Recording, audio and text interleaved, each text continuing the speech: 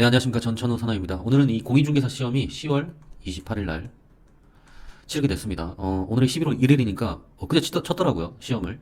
그래서 제가 기사가 어떤 것들이 있는가 좀 봤는데, 시험을 응시한 숫자들이, 응시 숫자, 현저하게 낮아졌다고 하더라고요. 그러니까 그만큼 인기가 많이 사라졌다는 것이죠.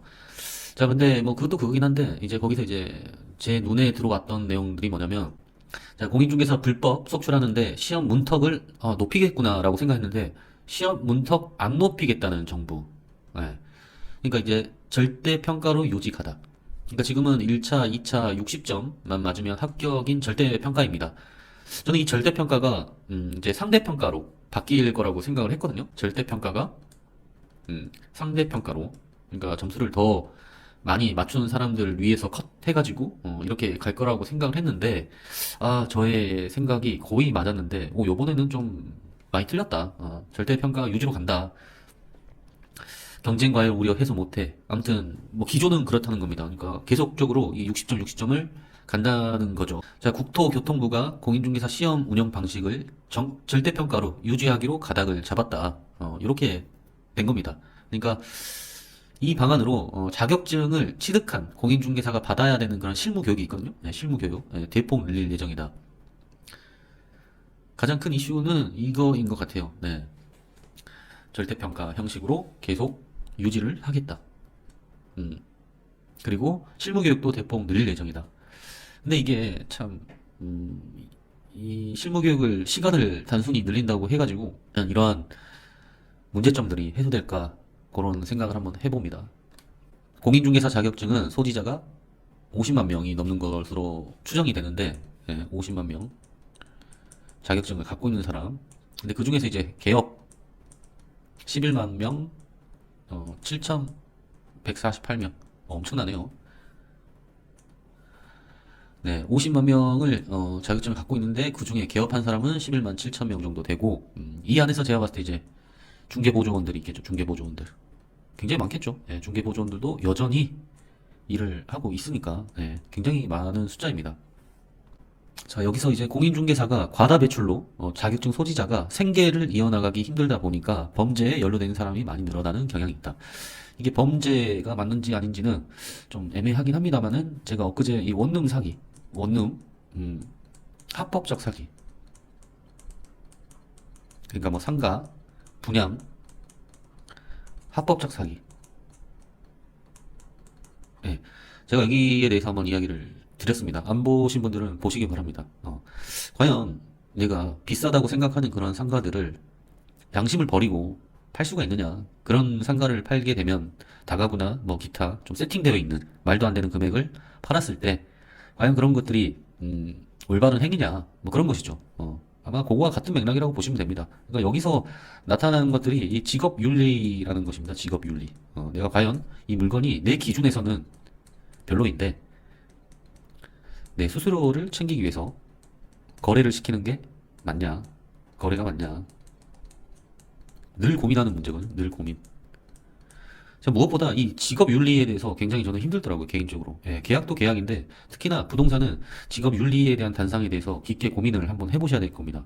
내가 과연 이 물건을 팔아서 수수료를 많이 받는 것들이 맞는 것인지 적당한 물건인지 그걸 잘 알아야 되는데 실상 진짜 말 그대로 생계를 이어나가기 어렵다 보니까 아이고 팔면 팔자. 저 사람이 어떻게 보면 선택한 거니까 나는 중개만 해주면 된다. 라고 이제 자기 자신을 합리화시키는 그런 중개인들이 생각보다 많이 있습니다.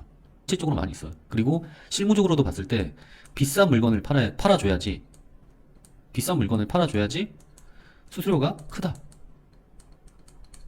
비싼 물건이라는 건 뭐냐면 시세가 1억이야. 근데 1억 5천을 받아주면 수수료를 많이 받을 수가 있다. 그런 메커니즘으로 이루어져 있는 시장이 바로 이런 시장이다 보니까 정말로 생계를 이어나가기 어렵다 보니까 범죄라고 하는 이러한 부분들이 늘어나는 경향이 있다는 게 뭐 당연하다. 근데 이건 뭐 예전에도 있었습니다, 사실은. 자, 근데 이제 국토부에서는 너무 많다 중개인들이 하는데 이제 외국 공인중개사 제도 운영을 봤을 때 절대평가를 유지하는 것이 더 바람직하다고 판단을 했다. 근데 꼭 그래요. 외국은 수수료가 훨씬 더 높아요. 근데 뭐 좀 좋은 것은 안 가지고 오고 그냥 꼴리는 대로만 가져오는 것 같아요. 꼴리는 대로. 근데 이제 다만 현 중개사 시장이 포화 상태라는 것은 우리도 안다. 국토부도 안다. 근데 다만 이제 시험 난이도 조절을 통해서 자격증 수를 점차 줄여 나갈 계획이다. 여기서 이제 알 수 있는 것들이 앞으로 시험은 어려워진다라는 게 분명히 됐습니다. 그러니까 제가 이 공인중개사, 그러니까 자격증을 이 업계에서 할 것 같으면 좀 미리미리 좀 따라. 언젠간 조질 때가 온다. 제가 항상 그런 걸 주변 사람들에게도 이야기를 해줬거든요. 다들 안다. 이유를 모르겠어. 자, 시험 난이도 조절을 통해서 자격증의 수를 점차 줄여 나갈 계획이다. 그러니까 절대평가를 상대평가로 바꾸지 않는 대신에 시험 난이도 조절 어렵게 내겠다 이겁니다. 앞으로 시험이 어려워진다는 겁니다. 지금도 사실 어렵죠? 근데 앞으로 더 어려워질 거래. 그리고 응시자 수도 계속 제가 봤을 때는 줄어들 것 같아요. 자, 그러면은 또 여기서 이제 해답을 나름대로의 또 국토부에서 내놨는데 한번 보죠.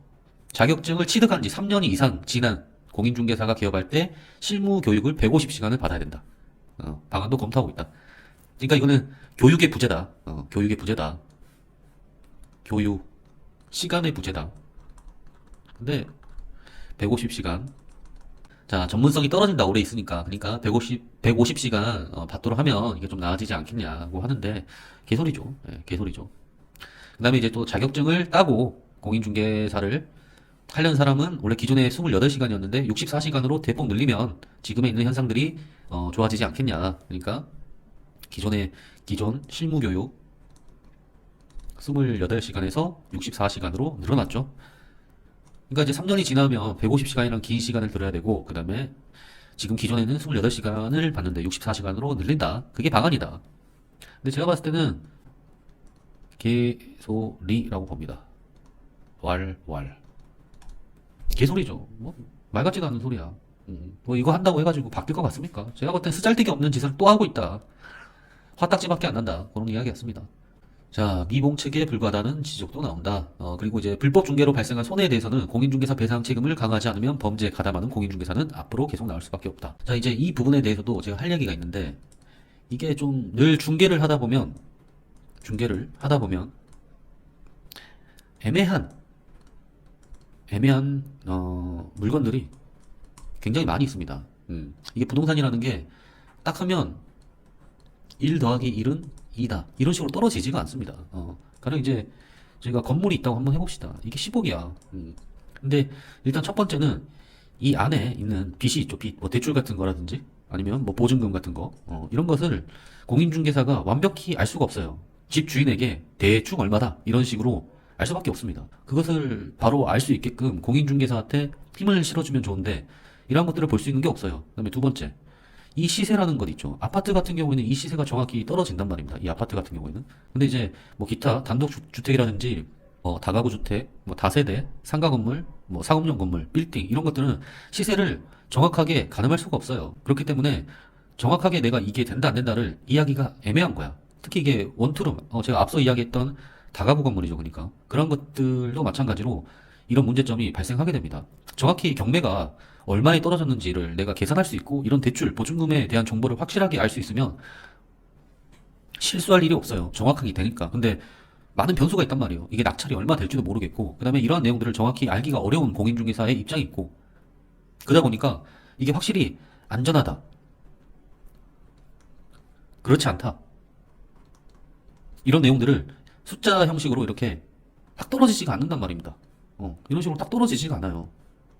그러다 보니까 애매합니다. 근데 물론 이제 마음 먹고 사기를 치는 것에 대해서는 분명 배상 책임을 해야 되겠죠. 네, 그런 건 분명히 해야 된다고 생각하는데 실질적으로 이런 애매한 경우들의 연속이기 때문에 대부분 물건이 또 이런 식으로 많이 나옵니다.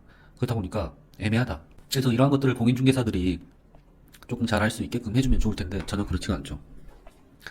자, 그리고 이제 집계 이래 공인중개사 개업자보다 폐업자 수가 굉장히 많아졌다라는 것입니다. 문을 닫는 공인중개사 개업 많아졌다. 뭐 이렇다. 뭐 그런 내용이고 거래가 없어서 시장이 너무 조용하다. 매수자랑 매도자가 원하는 가격 차이가 너무 커서 좀처럼 거래가 있지 않다.